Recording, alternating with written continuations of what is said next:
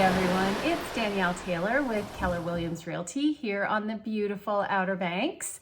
And I'm so excited. I cannot believe it's end of year stats day. This is so exciting. I'm super excited about 23 and I'm excited to share with you kind of my thoughts and takes on 22.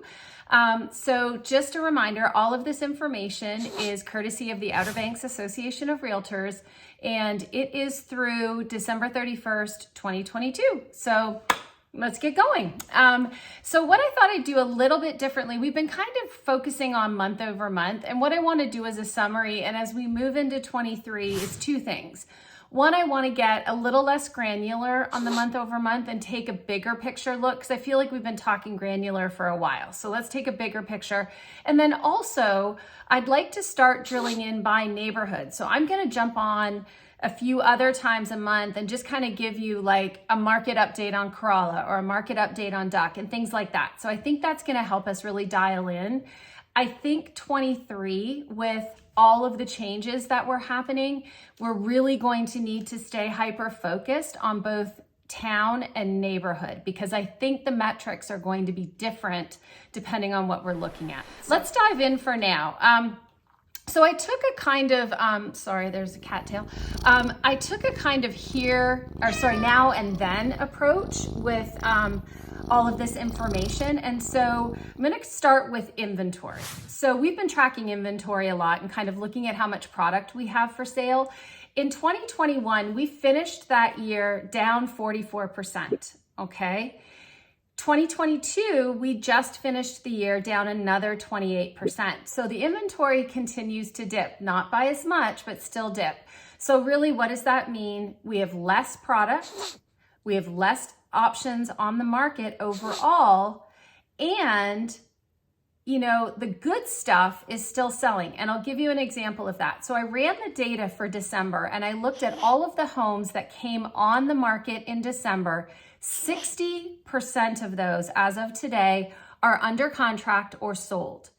And those units that did that in 18 days or less. So when we get to the days on market section, just remember that. So less product on the market, stuff is still selling. However, overall, we're starting month over month to see the inventory trending up. So let's just watch that trend. But right now, overall, we're down. New listings. So we ended 2022 with new listing inventory up 5% on average over the year. We finished 2022 with new listing inventory down 18%. So we've definitely seen a trend downwards on new listings coming on the market. Now, where that's interesting is now as we translate or parlay, I guess, into days on market, the really interesting thing on that front is that our days on market are trending upwards. So new listings are down, overall inventory is down, but our days on market is up. So that means the stuff that is not being picked up by people is sitting and lingering. So that's really, really, really important. We finished 2021 at an average of 50 days on market. We finished 2022 at an average of 36 days.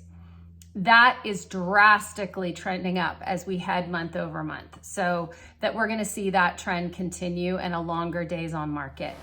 One thing to note, I did run it by price bracket to see if there was any standouts in there. And the truth is, across all the price brackets, it's very similar. The solds are within days of each other, under contracts and actives. So it's all very similar. It doesn't seem to have a huge change depending on price bracket. The only one that had a significant difference was the days on market for active under 350,000 sat in the high 70s, and the other brackets were all over 100. So that would really be the only discrepancy, but interestingly enough, it's across all of the brackets. The next thing that we'll talk about a little bit is price, because everyone's always like, what's happening with pricing? So here's the thing. We finished 21 with our average median sale price up 22%. And we finished 2022 with it up again, this time another 16%. So still trending upwards, pricing still holding strong. And when we look at price adjustments, which is really the way that we can gauge, okay, how long is it taking us to get to the right price? Because we're seeing stuff linger, sit on the market longer, we're gonna have to adjust the price. And we finished the year at 39% of the properties that sold needed to do a price reduction before doing so. And that was for December. And we started the year in January at 27% needing that. And we trended down until about May, and then we started climbing, and we've continued to climb since then. So the number of price adjustments is continuing to escalate, the number needed before they sell. The other really interesting thing is when I looked at the data for December, less than 8% of the properties that sold in December sold over asking. So we were seeing a lot of over asking before, but in December, only 8% did that.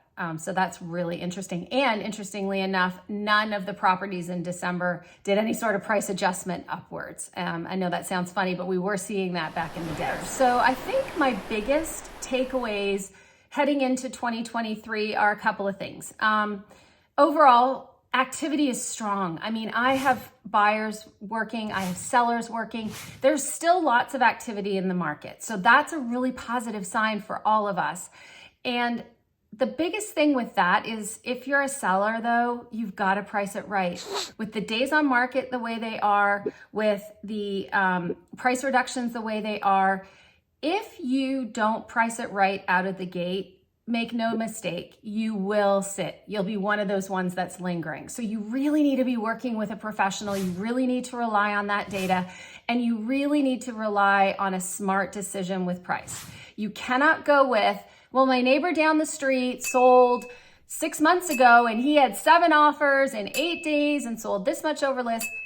That's not the way it works now. What we're doing now is we're pricing smart and we're pricing right, and we're getting you top dollar so that you can move on top dollar for today's market. So please just remember that the opportunities are there. If you have it priced right, or if you make your offer right, we're going to get you the deal that you want. So 2023 is going to be exciting. I can't wait to share all the information as we move through, and watch for my snippets by market segment and town so that you can start to get up to speed on the areas you're interested in. Don't forget, if you like this, subscribe to our channel and make sure you sign up for our newsletter. It comes out monthly and has tons more information than I could possibly put in this 8 minutes, which I try to make shorter, but I always go over. So anyway, Happy New Year, everybody, and I look forward to 2023.